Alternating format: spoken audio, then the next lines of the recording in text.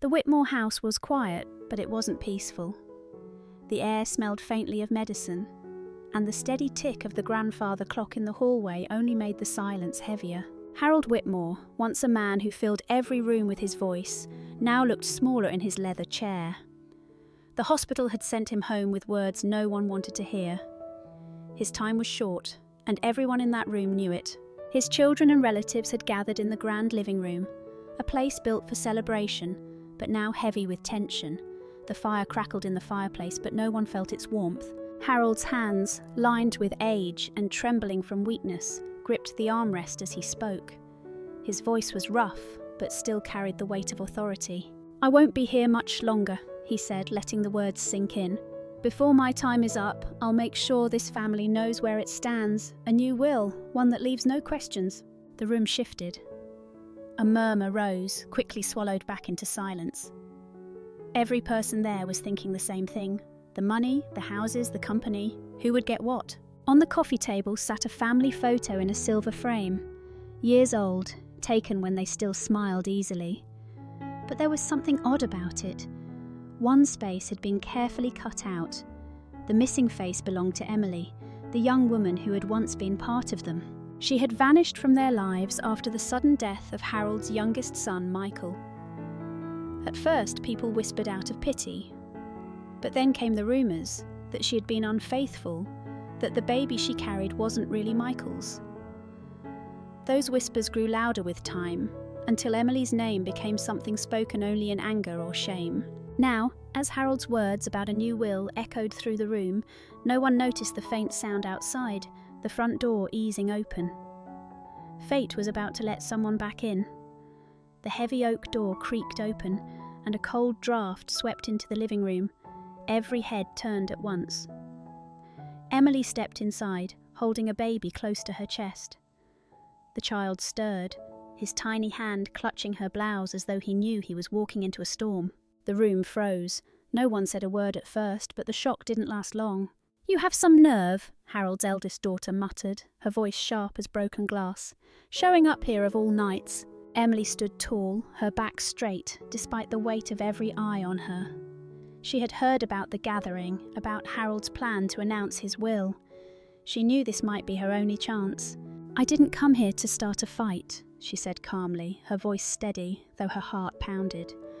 "I came because my son deserves to be seen. He deserves to be known for who he is." Gasps and whispers cut through the silence.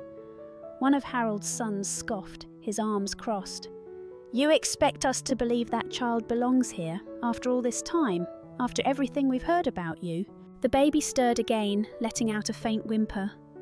Emily adjusted him gently, pressing her cheek to his forehead to soothe him. She didn't lash out. She didn't defend herself against the rumours that had followed her. Her eyes swept the room, then settled on Harold.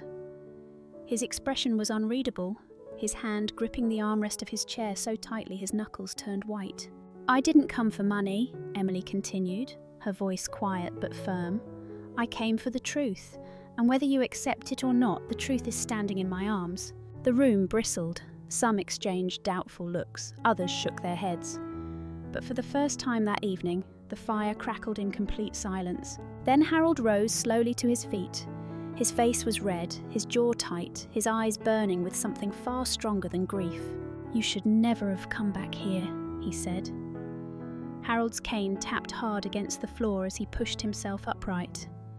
His face flushed with anger, his finger shot out toward Emily like an accusation carved from stone.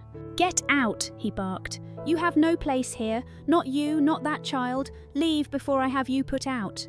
The words sliced through the room, and the reaction was instant. A few of the relatives nodded, almost eager to see her gone. The eldest daughter smirked, her arms crossed in triumph. One of the sons muttered, "Finally, some sense," loud enough for Emily to hear. The baby stirred at the sudden eruption of voices, letting out a soft cry. Emily rocked him gently, whispering under her breath until he calmed. Then she lifted her head, her eyes locking with Harold's, not in defiance, but in quiet steadiness. "I didn't come here to take anything from you," she said softly. "I came because the truth matters. My son deserves to be recognised for who he is." Her calmness only stoked Harold's fury. He took a step forward, pointing harder. his voice shaking with both rage and grief.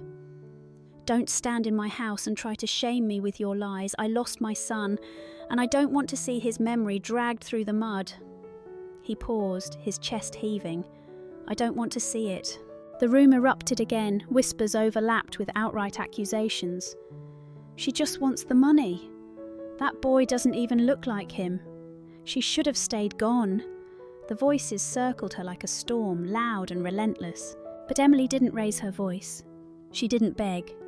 She held the baby closer, her knuckles white against the blanket. Her voice came out steady, almost too calm for the chaos around her. "You can believe the worst of me if you want. I can't control that. But don't let your anger make you blind. Look at him. Really look at him. Tell me you see nothing of your son in his eyes." For a moment, Harold's gaze flickered toward the child. The resemblance was there, plain as daylight. The same grey eyes, the same quiet intensity. But Harold's pride, his grief, and the poison of the rumours shoved the thought away. He slammed his cane against the floor. "Enough! Take your stories and go!" The baby whimpered again, the sound cutting through the fury like a knife. And though no one said it out loud, the weight of that cry seemed heavier than all the shouting in the room. The baby's cry lingered in the air, soft but piercing, before fading back into uneasy silence. Harold had turned his face away, his jaw locked tight. But his children, his living ones, seized the moment to close in. Margaret, the eldest daughter, stepped forward first. Her heels clicked sharply against the polished floor as she folded her arms across her chest. "Father's right," she declared, her tone cutting. "She doesn't belong here. She never did. Michael may have been blind to her, but the rest of us weren't." Her eyes swept over Emily with disdain. "She's a stain on this family." Thomas, Harold's second son, tall and broad-shouldered, leaned in with his fists clenched. "Why keep entertaining this?" he growled. "She vanished for months. Then she waltzes back in with a baby and a story. She thinks we're fools." He slammed a hand on the table, the sound making the baby flinch. Others chimed in from the edges. A cousin whispered, "The kid doesn't even look like him." And another nodded quickly, adding, "She just wants a slice of the fortune." The words closed around Emily like chains, but she didn't shrink back. Her arms tightened around the baby, pulling him close as though shielding him from every poisoned word. She took a slow breath before speaking, her voice calm, steady, and heartbreakingly soft. "I understand why you doubt me," she said. "I know what's been whispered about me, the things people chose to believe, but repeating a lie doesn't make it true." Her voice quieted the room for only a moment, a thin crack in the wall of hostility. Some of the younger relatives shifted uneasily, their eyes flicking between Emily and the baby. But Margaret's lips curled, her voice sharp as glass. "Save us the lecture. If you had any decency, you'd walk out that door and never come back." Emily's eyes glistened, but no tears fell. She looked around the room, meeting each face without flinching, then turned her gaze back to Harold. He still wouldn't look at her, his hand gripping the cane so tightly his knuckles whitened. "If that's truly what you want," she said softly, her voice breaking yet firm, "I'll leave. But before I do, I want you to remember one thing. This child is innocent. Whatever you think of me, don't punish him for it." The baby stirred again, his small hand reaching into the air as if searching for someone he would never know. The sight drew a hush over the room, brief but heavy. Then Margaret scoffed loudly, breaking it. "Enough of this! We've wasted too much time already." The storm of voices rose again, swallowing that fleeting silence whole. The storm of voices crashed over her, but Emily didn't shout back. She shifted the baby in one arm and reached into her bag with the other. From it, she pulled a worn envelope, its edges soft and frayed from being read too many times. The room fell into a wary silence. All eyes followed as she set it gently on the table in front of Harold. "This isn't my word," she said, her voice steady. "It's Michael's. He wrote this before he died. If you won't hear me, then hear him." Harold hesitated, staring at the envelope as if it might burn him. His hand trembled as he reached for it, fingers brushing the paper with a reluctance that betrayed his fear. Slowly, he unfolded the letter. His son's handwriting stared back at him, familiar, aching, undeniable. His lips moved as he read the words aloud, his voice cracking with each line. Father, if you are reading this, it means I couldn't tell you myself. Promise me you'll protect Emily and our child. They are my family, and I love them more than anything. And be careful. I know not everyone around us wants to see them safe." The last sentence hit like a strike of lightning. Murmurs rippled across the room, but no one spoke loud enough to claim those words. Harold's hand shook so violently the page nearly slipped from his grasp. His eyes glistened, and for a fleeting moment his lips pressed together as if holding back something raw. But Margaret was quick to break the silence. "Anyone can write a note and sign a name at the bottom," she snapped. "We don't even know when that was written. How convenient that it shows up now." Thomas slammed his palm against the arm of the sofa. "She's playing you, Father. Can't you see? This is all part of her plan." Harold blinked hard, folding the paper slowly, as if closing the letter would silence his doubts. He set it down, his jaw tightening, his grief twisting into anger once more. Emily's voice came quiet, almost tender. "I've carried that letter every day since the funeral. Not because it gives me power, but because it gives me hope. I don't expect all of you to believe me.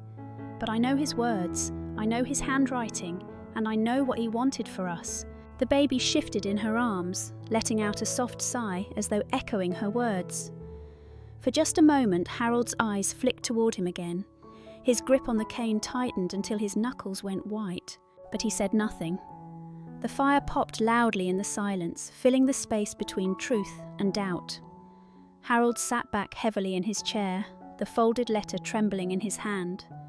The words of his son echoed in his mind, refusing to leave him in peace. "Not everyone around us wants to see them safe." He stared into the fire, his eyes glassy, and for a long moment he didn't speak. The room grew restless. Margaret shifted impatiently. Thomas leaned forward with a scowl, but Harold's silence was louder than all of them. His grip on the letter loosened, and his thoughts wandered back to the months after Michael's death, when grief had left him vulnerable, raw, searching for someone to blame. That was when the messages had come. Anonymous notes slipped into his mailbox. Blurry photographs of Emily, always from a distance, with a man whose face was never clear. Words scrawled in cruel certainty. "She betrayed him. The child isn't his. Don't let her fool you." He had believed them. He had wanted to believe them, because anger was easier to bear than grief. Now, with the letter in his hand, the foundation of that belief began to crack. The lawyer, who had been standing quietly near the back of the room, cleared his throat gently. "Mr. Whitmore," he said, his voice low but firm, "forgive me for speaking out of turn, but I looked into those messages you showed me months ago. None of them had a source, no sender, no traceable address. And those photographs, they were doctored, blurry, impossible to verify." A ripple of unease spread through the room. Margaret's face stiffened, Thomas's jaw clenched, and a few cousins exchanged nervous glances. Harold's eyes narrowed, sweeping slowly across his family. For the first time that night, it wasn't Emily he was staring at, it was them. His voice, though rough, carried weight. "So someone wanted me to doubt her. Someone wanted me to hate her." His hand tightened on the letter until it crumpled slightly.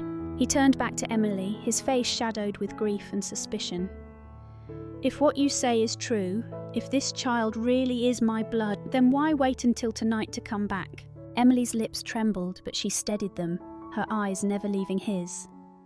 "Because grief doesn't follow anyone's schedule," she said softly. "I needed time to breathe, to survive, but I couldn't let my son grow up with half a family and lies written over his name. I came back because he deserves the truth, even if it costs me everything." Her words fell into the silence like a stone into water, rippling through the room. Some of the younger relatives looked down, ashamed. Others shook their heads stubbornly, clinging to doubt. Harold looked at the baby again, then turned his face away, his chest heaving as if the weight of the truth was too heavy to hold. The fire popped loudly, sending sparks up the chimney, and in that crack of sound, everyone in the room knew something was about to give. The letter was still on the table, but the room had turned against it, against her. Margaret's voice rose above the murmurs, sharp and commanding. "Father, this has gone far enough. Don't let her twist your grief. End it now. Sign the will." Thomas stepped closer, his shadow looming over Harold. "You know she's lying. Put it to rest before she ruins us."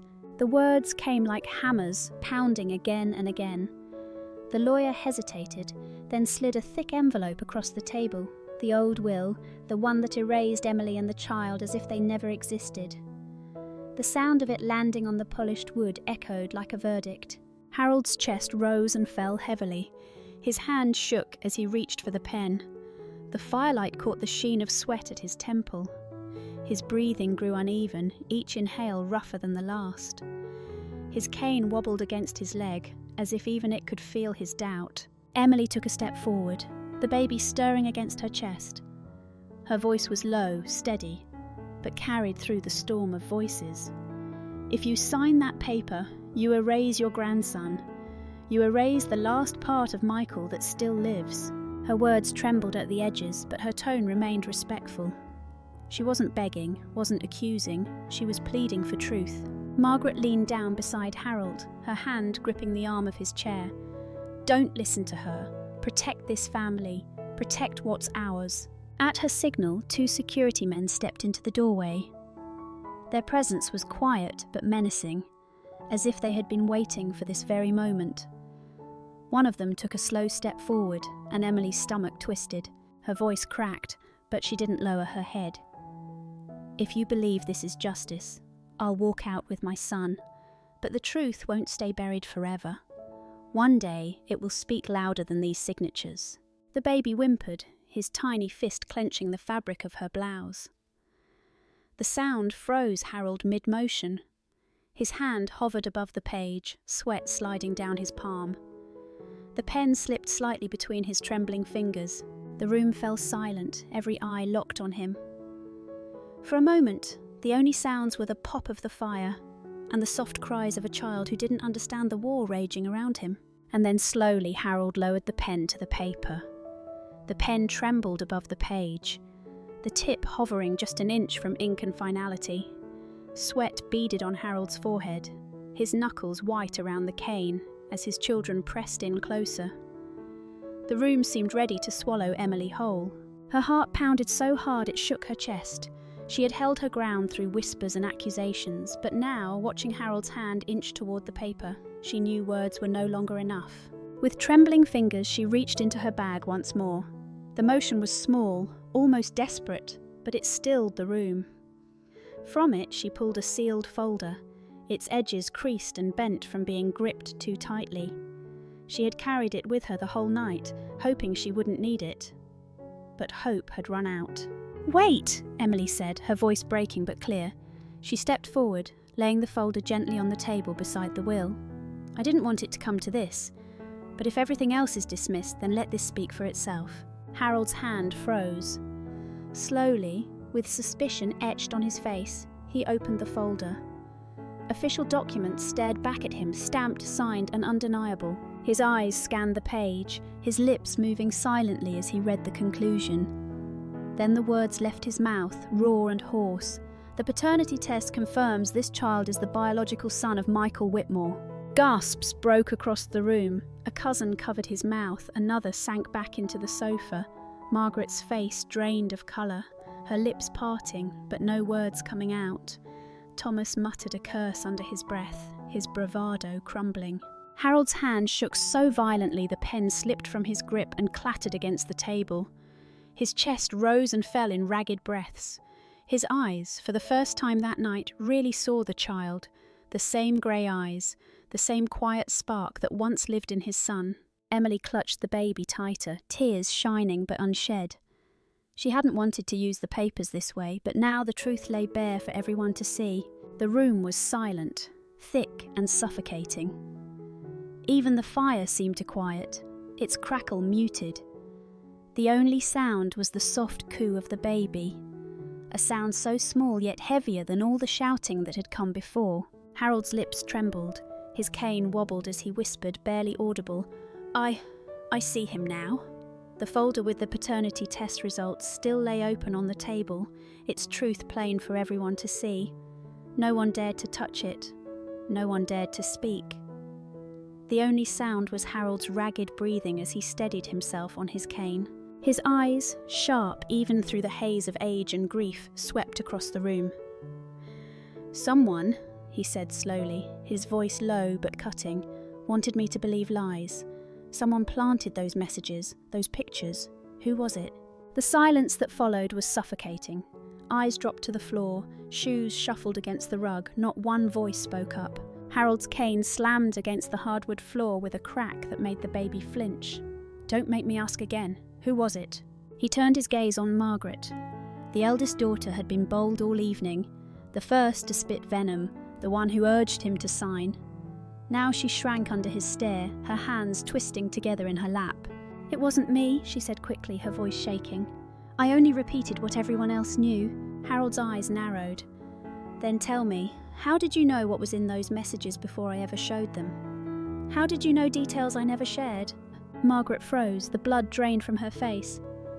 I must have heard it from someone else." "From who?" Harold's voice thundered, slamming into her like a wave. "From who, Margaret?" Her mouth opened and closed, but no sound came out. Sweat beaded at her temples. Harold leaned on his cane, his body trembling with fury, his voice hoarse.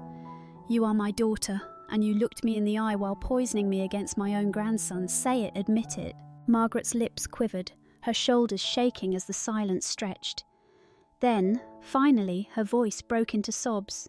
"Yes, it was me." Gasps echoed around the room. Some cousins stared at her in disbelief. Others looked away in shame. Thomas cursed under his breath and shoved back in his chair. Emily said nothing. She didn't need to. The truth stood on its own, and for once, no one could twist it. Harold's face crumpled with both grief and rage. He raised the torn remnants of the old will from the table, his hands trembling, and with one swift motion, he ripped them apart again and let the pieces fall like ash onto the floor. "This family has lost its way," he said, his voice trembling but strong. "But tonight, the lies end. Tonight we start over." The fire snapped in the hearth, sparks leaping upward as if sealing the words. The torn scraps of the old will drifted to the carpet, curling like ash in the fire's glow. No one moved to pick them up. The room was silent, thick with the weight of what had just unravelled. Margaret sat collapsed in her chair, her sobs quiet now, her face buried in her hands. None of her siblings reached for her. The very people she thought would defend her kept their distance, their shame and anger heavy in their silence. She had fought so hard to cling to an inheritance, and in doing so she had lost something far greater. Harold lowered himself back into his chair, his body trembling with exhaustion. He looked older than he had when the night began, as though years had settled on him all at once. Yet in his eyes, behind the grief, there was a glimmer of clarity. He turned to the lawyer, his voice hoarse but steady. "We'll start over. A new will. It will be fair. And it will protect those who deserve to be protected." The lawyer gave a solemn nod, scribbling notes with quick strokes. No one else spoke. The fire hissed softly, the only witness to a family broken and remade in the same night. Emily stood a few steps away, rocking the baby gently against her shoulder. She hadn't spoken since the truth came out. She didn't need to. The paternity test had said everything her voice no longer could. She adjusted the baby's blanket, kissed his forehead, and moved toward the door. Her steps were steady, quiet, but the weight of the night pressed on her shoulders. As she pulled the door open, a gust of cold air swept in, wrapping around her like a shiver. For the first time in months, she breathed freely. The chill was sharp, but compared to the suffocating air inside, it felt like relief. She didn't look back. She didn't need to. She had carried her son through whispers and hatred, and now the truth stood on their side. Behind her, Harold's voice broke the silence, softer than a prayer. "I see him now. I see my grandson." The door closed with a quiet click, leaving Harold in the dim light of the fire, surrounded by family who no longer felt like family at all. Wealth could be divided, papers could be rewritten, but trust, once broken, would never return. That was the real price of betrayal. In the end, this story wasn't just about wealth or inheritance. It was about truth and the cost of betraying it. Lies can spread quickly, and greed can blind even those closest to us. But no matter how deep the deceit, the truth has a way of finding its voice. The lesson is simple yet powerful. What we choose to protect says everything about who we are. Protecting money can cost us family. Protecting pride can cost us love. But protecting truth, no matter how painful, can heal what nothing else can. And so, a question for you. If you were in Harold's place, surrounded by voices pulling you in every direction, would you have had the courage to see the truth? Or would fear and pride have kept you blind? Thank you for staying with us through this journey. We'll see you again soon, here on Rain Inside.